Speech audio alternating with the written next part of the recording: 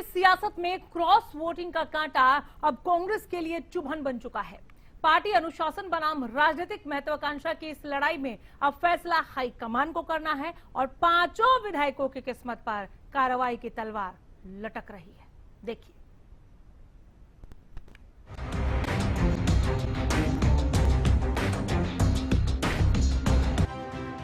हरियाणा कांग्रेस में राज्यसभा चुनाव की क्रॉस वोटिंग अब महज एक घटना नहीं बल्कि सियासी तूफान बन चुकी है। राव नरेंद्र सिंह ने अनुशासन एक्शन कमेटी की रिपोर्ट हाईकमान को सौंप दी है, जिसमें साफ साफ सख्त कार्रवाई की सिफारिश की गई है। रिपोर्ट प्रभारी बीके हरिप्रसाद तक भी पहुंच चुकी है।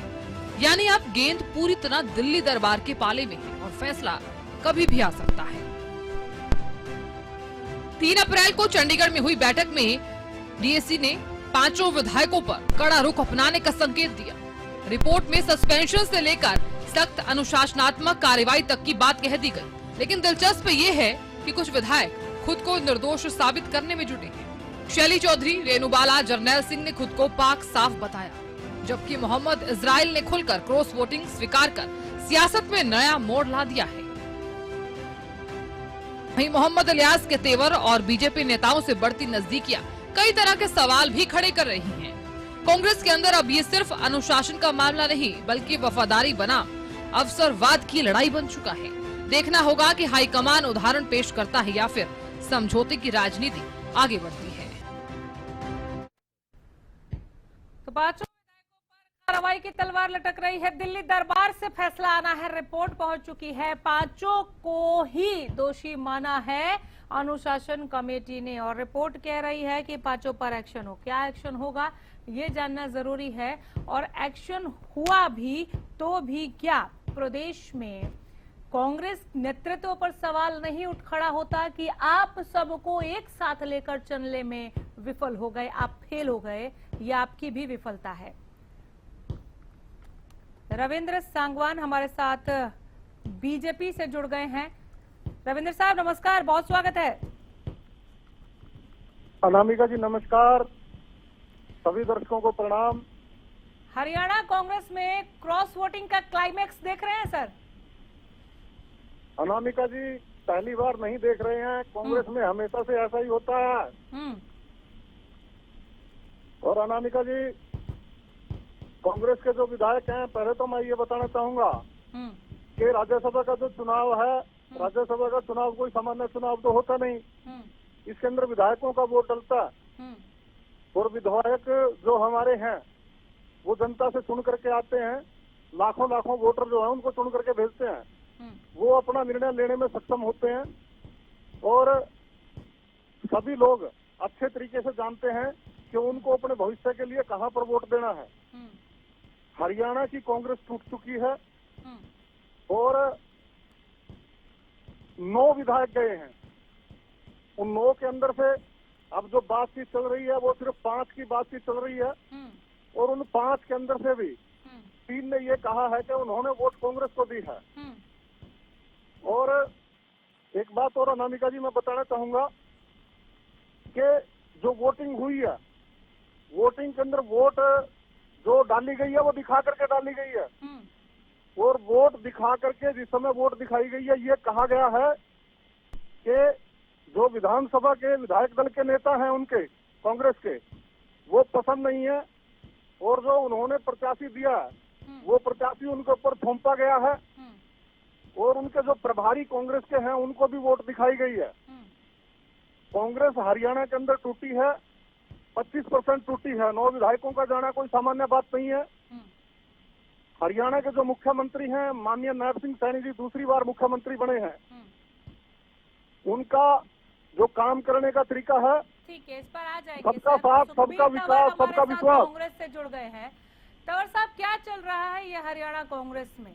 पहले बगावत के सुर उठे, उसके बाद शैली चौधरी, रेणुबाला अनुशासन समिति के आगे भी ये लोग बोल चुके कि हमने तो हुड्डा साहब को दिखा के वोट किया था, करमवीर बौद्ध को वोट किया था। लेकिन दिल्ली दरबार में मामला जो पहुंचा है वो पांचों को दोषी मान के पहुंचा है। क्या हो रहा है सर, क्या एक्शन लेने जा रहे हैं आप लोग? अनामिका जी आपको नमस्कार, आपके सभी दर्शकों को नमस्कार। देखिए, कांग्रेस एक लोकतांत्रिक और अनुशासित राजनीतिक दल है क्रॉस वोटिंग पर सख्त कार्रवाई हमारी आंतरिक क्षमता और मजबूती का प्रत्यक्ष उदाहरण है। भारतीय राष्ट्रीय कांग्रेस में पार्टी और प्रदेश की जनता के साथ गद्दारी करने वाले विधायकों के लिए कोई स्थान नहीं है। वोट क्रॉस करने वाले 5 के 5 विधायकों ने पार्टी अपने अपने निर्वाचन क्षेत्र के साथ राजनीतिक गद्दारी की है। अगर उनमें हल्की से भी कोई नैतिकता शेष बची है तो अविलंब उन्हें विधानसभा की सदस्यता से त्यागपत्र देना चाहिए। इसके अलावा जैसे भ्रष्टाचार के मामलों में ये जो आप लोग विषय इतना है साहब की आज ये रिपोर्ट तो कल वो रिपोर्ट का फैसला दिल्ली से आना, ये सुनते हुए भी 15 दिन से ऊपर निकल गया समय। फिर अनुशासन समिति की आप लोगों ने बैठक का जिक्र किया, उसके बाद भी अभी इंतजार ही हो रहा है। तो ये जो आप लोग कह रहे हैं, सुनिए ये जो आपने अभी कहा कि नैतिकता यही कहती है कि वो खुद ही छोड़कर चले जाए, इसीलिए इतना लंबा समय ले रहे हैं क्या आप लोग कि अपने आप ही चले जाए?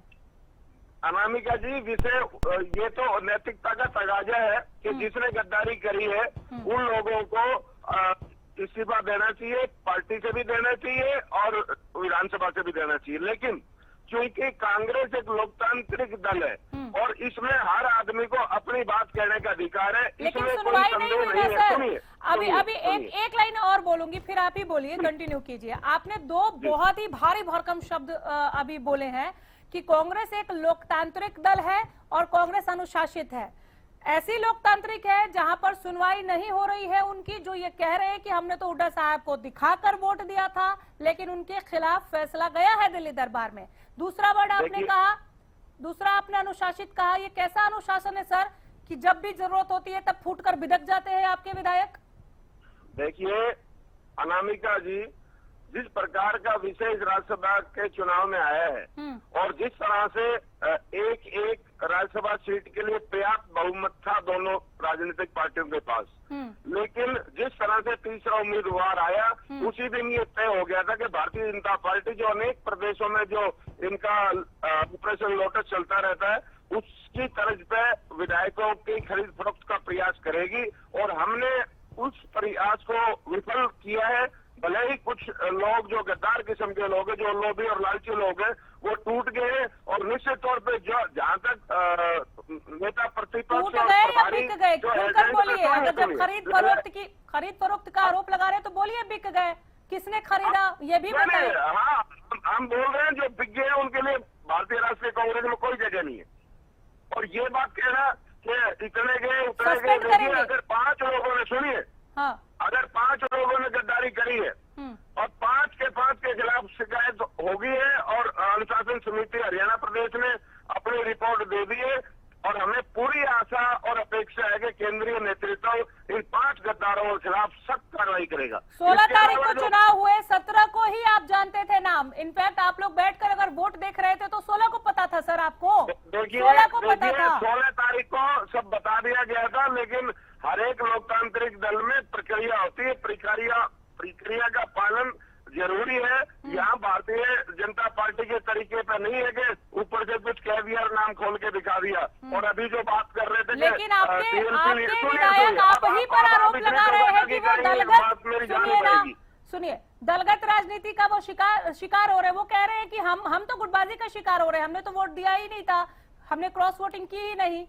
देखिए, अब इस पे कोई किंतु परंतु नहीं है। जो ये पार्टी के निर्धारित एजेंट थे, किस पैरामीटर पर आप ये सर पैमाना क्या है? पैमाना क्या है?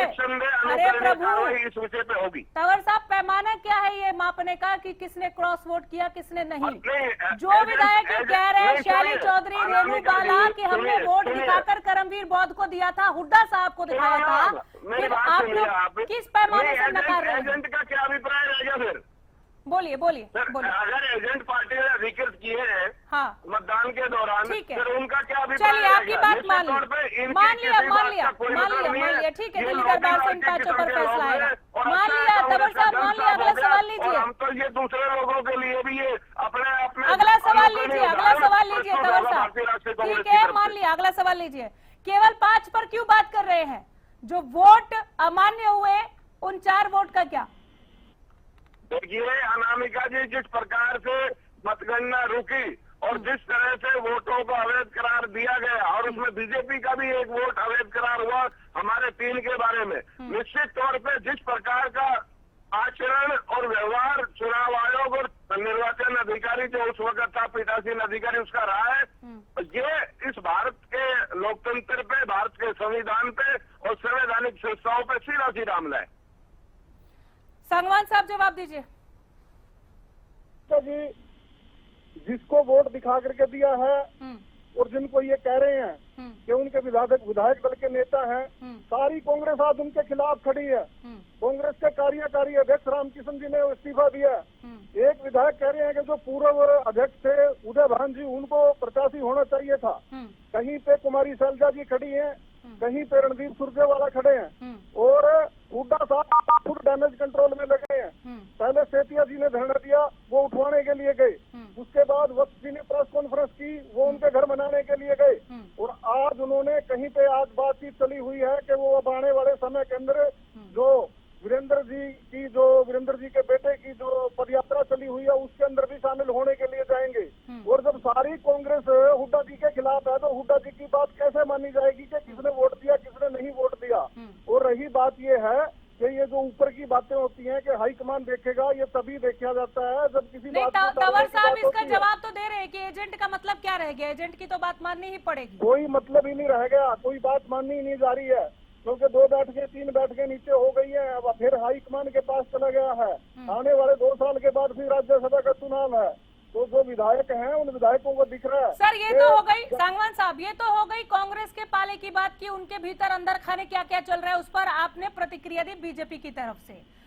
16 तारीख के पहले से लेकर और 17 तारीख से मुखर होकर कांग्रेस कह रही है कि आप लोगों ने खरीद फरोख्त की कोशिश की, हॉर्स ट्रेडिंग हुई।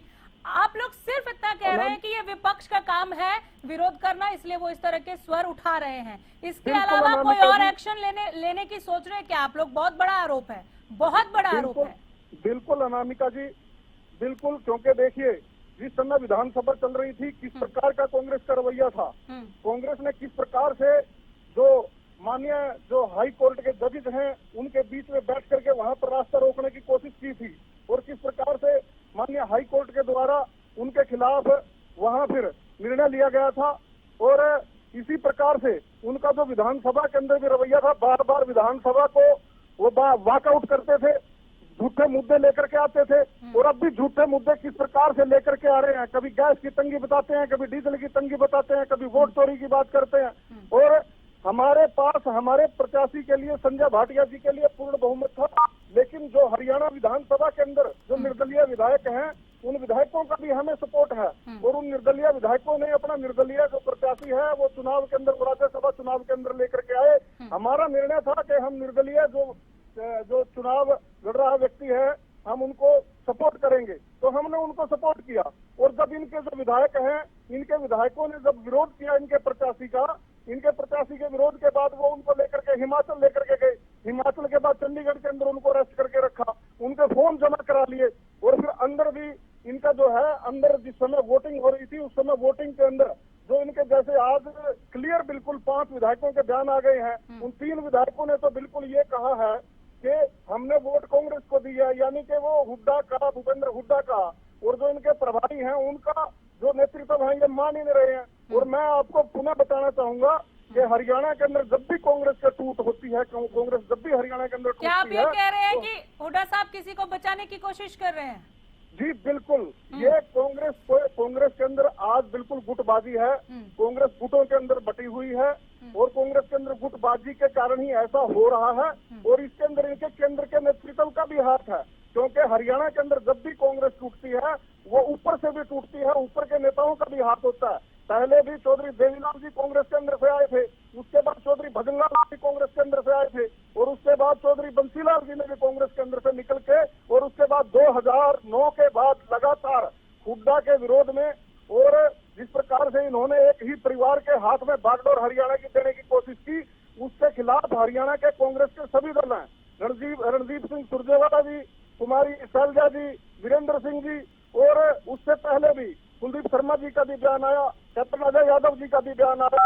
तो आज इनके जो कार्यकारी अध्यक्ष ने इस्तीफा दिया है और आज इनके जो विधायक है मुखर होकर के बोल रहे हैं, ये उनकी जो सारा का सारा आरोप भारतीय जनता पार्टी के ऊपर लगा रहे हैं। अरे भाई, आपके 25% जो विधायक हैं, 25% विधायक क्लियर बोल रहे हैं कि नेतृत्व पसंद नहीं है, नेतृत्व के अंदर बदलाव करो। वो आपके सीएलपी लीडर को मान ही नहीं रहे हैं। वो जो आपने चुनाव के अंदर एजेंट बनाया, उस एजेंट को मान ही नहीं रहे हैं। वो आप प्रत्याशी को मान ही नहीं रहे हैं। भारतीय जनता पार्टी 90 के 90 हलकों के अंदर समान विकास कर रही है। हमारा जो हमारे माननीय मुख्यमंत्री जी का सबको यही कहना है, सबका साथ, सबका विकास, ठीक है, तंवर साहब जवाब दीजिए। सबके लिए जो काम है वो बराबर काम तंवर है। साहब जवाब दें। देखिए अनामिका जी, जी जिन लोगों का इस प्रदेश और देश में कुछ नहीं था, कहीं की ईंट कहीं का रोड़ा, भानुमती में कुंबा जोड़ा, सारे देश में जिस प्रकार से इनका व्यवहार रहा है, जिस प्रकार से पूंजीपतियों से धन लेकर कैसे कैसे राजनीतिक लोगों को इन्होंने खरीदा है, ये मैं नहीं पूरा देश जानता है। और जिस प्रकार से संवैधानिक संस्थाओं का इन्होंने दुरुपयोग किया है, वो आपसे इस देश और प्रदेश से छिपा हुआ नहीं है। इसके अलावा ये बार बार कहते हैं निर्दलीय, वो नांदल साहब भाजपा के उपाध्यक्ष थे और आज भी है। ये किस मुंह से कहते हैं, कैसे कैसे झूठ बोलने का प्रयास करते हैं। अभी इन्होंने कहा कि विधानसभा में वॉकआउट करते हैं। विधानसभा में वॉकआउट करना क्या लोकतांत्रिक प्रक्रिया का हिस्सा नहीं है? ये पता नहीं क्या कहा के क्या बोलते रहते हैं। निश्चित तौर पे आज हरियाणा प्रदेश में और केंद्र में जो सरकार है भारतीय जनता पार्टी की, वो विफल हो चुकी है। आज जिस प्रकार से कानून व्यवस्था के मोर्चे पर विफल है, जिस प्रकार से महंगाई बढ़ रही है, वापस आ जाते हैं। आपके पार्टी के भीतर जो बगावती सुर उठे हैं ना, उसके क्लाइमेक्स को लेकर आ जाते हैं वापस। जो गद्दारी करेगा उसके लिए मैंने पहले भी कहा, भारतीय राष्ट्रीय कांग्रेस में जगह नहीं है। तो ले लीजिए ना, खाली कह रहे हैं ना, जगह तो अभी भी है। भारतीय जनता एक्शन पार्टी नहीं हुआ ना मुकाबला अभी नहीं तक कर पाएगी। सस्पेंड करेंगे। भारतीय जनता पार्टी मुकाबला नहीं करेगी। हमने सख्त कार्रवाई के लिए अनुशंसा केंद्रीय हमारे जो राजनीतिक लोग हैं उनको भेज दिए। तो हमें पूर्ण विश्वास है कि इस सारे मसले पे गद्दारों के खिलाफ अनुकरणीय सख्त कार्रवाई होगी। सस्पेंड होंगे, मैं कह रहा हूँ अनुकरणीय सख्त कार्रवाई होगी। ठीक है तंवर साहब, ठीक है। पहली दफा नहीं होती है। आपने बीजेपी के लिए कहा कि कहीं का ईंट कहीं का रोड़ा, भानुमती ने कुनबा जोड़ा। ये भानुमती का कुनबा कौन है सर? ये कौन तय करेगा? सुनिए महाराज, सुनिए तंवर साहब, सुनिए। पहली दफा नहीं है जब प्रदेश कांग्रेस की आपसी गुटबाजी या आंतरिक कलह उभर कर सतह पर आया हो। इससे पहले भी ये दिखता रहा है।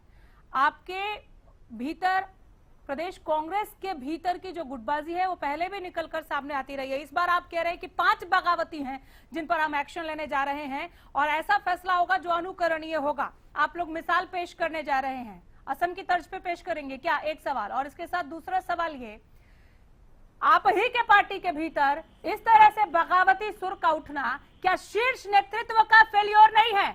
इसकी जिम्मेदारी कौन लेगा कि पार्टी के विधायकों को एकजुट लेकर चलने में समर्थ नहीं है शीर्ष नेतृत्व? कौन जिम्मेदार?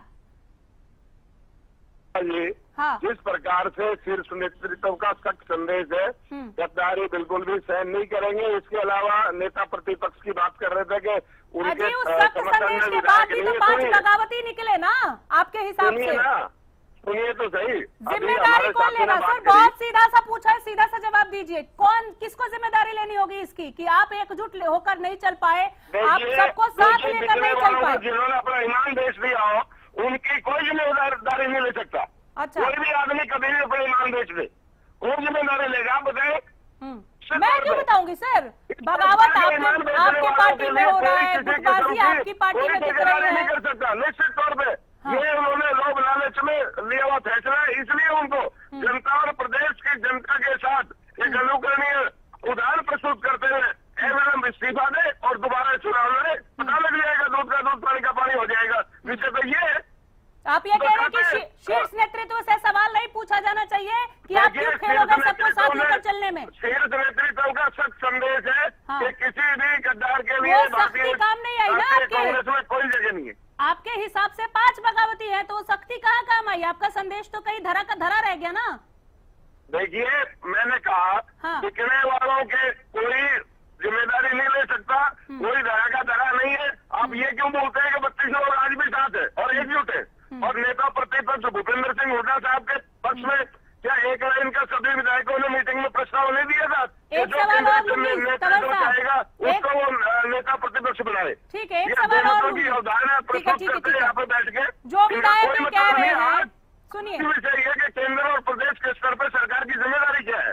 कांग्रेस को कोसने से कुछ नहीं होगा। निश्चित तौर पे इनके सारे लोगों के बावजूद भी हम राज्यसभा की सीट जीते हैं, इस बात को आप याद रखिए। हरियाणा प्रदेश तो याद इस बात को याद रखेगा किस प्रकार से भारतीय जनता पार्टी ने भारतीय लोकतंत्र की दुर्गति की है, किस तरह से संविधान को निरंतर तोड़ने मरोड़ने का प्रयास कर रहे हैं। ये करमवीर बौद्ध की जीत ये हमेशा याद रहेगी सर, ये भूलने लायक नहीं है किस तरह से हवा दिया था। याद रहनी चाहिए और भारतीय जनता पार्टी को बार बार लगेगा कि उनका कितना कुकृत्य चुनाव में रहा है, इसके बावजूद भी विफल रहे। ठीक है, तवर साहब सवाल तो मैं फिर भी पूछूंगी सर, अब आप सुन लीजिए। हाँ सुन लीजिए, जो विधायक ये कह रहे हैं कि हमारी कोई गलती नहीं है, हमें फंसाया जा रहा है, हम तो गुटबाजी के शिकार हो रहे हैं, उनकी सुनवाई कहाँ होगी? ऐसा है, गद्दारों के लिए कोई विषय नहीं है, उनको अवसर दिया गया है अपनी बात कहने का। जो लोग आज जवाब भी नहीं दे रहे हैं तो कह रहे हैं ना बात, अरे क्या बात है सर, और दिखाया है, वो कह रहे हैं कि हम गुटबाजी के, और जो लोग कठोर कार्रवाई से बचने का एक तरफ तो आप कहते हैं कि हम लोकतांत्रिक हैं, निश्चित तौर पे एक तरफ तो आप कहते हैं कि हम लोकतांत्रिक हैं, दूसरी तरफ एग्जाम्पल ही नहीं दे रहे आप। जवाब दीजिए ना सर, आप लोग लोकतांत्रिक पार्टी होने का दावा करते हैं, तो जो ये कह रहे हैं कि हमने तो हुड्डा साहब को दिखा के वोट दिया था और हमने करमवीर बौद्ध को वोट दिया था, उनकी सुनवाई कहाँ होगी आपकी लोकतांत्रिक पार्टी में? देखिए, जो हुड्डा साहब को दिखाने की वो बात कर रहे हैं गद्दार लोग, फिर हुड्डा साहब को दिखाने की बात है तो वो डिसिप्लिनरी कमेटी के सामने अपना पक्ष रखते मजबूती के साथ। दूसरी बात रखा, फिर भी तो रिपोर्ट ये है कि पांचों को गुनहगार मान लिया, रखा, बिल्कुल रखा, उन्होंने बताया है। बात इसके अलावा अनामिका जी, विषय जो है वो ये है कि जो 3 लोगों ने अपना कहा है कि हमने वोट दिया है, फिर ये वोट कहाँ चले गए? निश्चित तौर पे जो केंद्रीय नेतृत्व ने जो वहाँ पे इलेक्शन एजेंट लगाए थे, प्रदेश के जो प्रभारी है और नेता प्रतिपक्ष है, उनकी जिम्मेदारी थी। उन्होंने इन गद्दारी करने वालों के नाम उसी शाम बता दिए थे, लेकिन पार्टी ने सहूलियत के साथ आप मेरे सवाल का जवाब ना देते हुए सर बाईपास से निकलने की कोशिश कर रहे हैं। सुनिए, आप ही की पंक्ति दोहरा रही हूँ, आप ही की पंक्ति दोहरा रही हूँ। आपने कहा कि जिन 3 लोगों ने कहा कि हमने वोट दिया था, उनके वोट कहाँ चले गए? वो भी तो इसी का जवाब ढूंढ रहे हैं। वो कह रहे हैं ना कि हमने तो दिया था, हमें फंसाया जा रहा है। किसको बचा रही है कांग्रेस?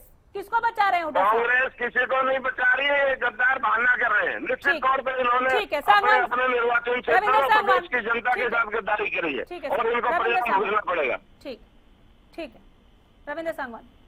अनामिका जी ये कह रहे हैं कि रिपोर्ट इन्होंने हाईकमान को भेज दी है, तो हाईकमान बता देना और ये हाईकमान का नाम आपको बता दें। रही बात अनामिका जी, जिस समय ये अपने राज्यसभा की क्रॉस वोटिंग की जो है कंप्लेंट करने के लिए गवर्नर साहब के पास गए थे, उस समय भी इनके 10 से ज्यादा विधायक साथ नहीं थे, उनके साइन नहीं थे। उससे पहले भी जब ये विधानसभा के अंदर प्रस्ताव लेकर के आए, उस समय भी इनके काफी विधायकों के साइन नहीं होते। और ये जो मीटिंग हुई है, इसमें इन 5 को तो चलो इन्होंने बुलाया नहीं, उसके अलावा भी इनके विधायक नहीं पहुंचे। इनकी प्रदेश के अंदर पदयात्रा चली हुई है, उस पदयात्रा का मामला चला हुआ है कि उसके अंदर ये जाएंगे नहीं जाएंगे। इनके जो दूसरे लीडर हैं, कुमारी सैलजा हैं, रणदीप सुरजेवाला हैं, कुलदीप शर्मा हैं, उन सब के जो आपस के अंदर जो बयान आ रहे हैं, वो सारे के सारे आपस में विरोधाभासी आ रहे हैं। और ये बार बार बात कर रही हैं, ये हमारी बात कर रही है। भारतीय जनता पार्टी तो आज दुनिया की सबसे बड़ी पार्टी है, ये लोकतंत्र की बात करते हैं। इन्होंने तो इमरजेंसी लगाई थी, ये लोकतंत्र की बात करते हैं। बाबरी के अंदर जब वो ढांचा लोगों ने गिरा दिया था, इन्होंने हमारी 3 सरकारों को सस्पेंड कर दिया था। ये लोग लोकतंत्र की बात कर रहे हैं। थोड़ा सा विषयांतर हो जाएंगे, थोड़ा सा विषयांतर हो जाएंगे। रविंद्र सांगवान 10 सेकंड में, रविंद्र सांगवान 10 सेकंड में। हॉर्स ट्रेडिंग के आरोप अभी भी लग रहे हैं, कुछ एक्शन लेंगे या ठीक है उलझुल बातें कर रही है कांग्रेस, जाने देंगे? 10 सेकंड में। अनामिका जी, वही मैं बात करना चाहता हूँ कि हमारे ऊपर तो आरोप ये लोग लगा रहे हैं ना जो बोल रहे हैं, लेकिन इनके विधायक तो इन्हीं को कह रहे हैं ना। इनके विधायक तो ये कहते हैं कि मुख्यमंत्री जी का बीजेपी ऐसे साउंड कर रही है कि ये खुद ही अभी फंसे हुए हैं, आपस में निपट ले, फिर देखते हैं। चलिए, बहुत शुक्रिया, आप दोनों का वक्त दिया, बहुत धन्यवाद। तो कौन गुनहगार कौन बेगुनाह, दिल्ली दरबार में तय होगा। क्या फैसला वहां से आता है ये भी आपको बताएंगे खास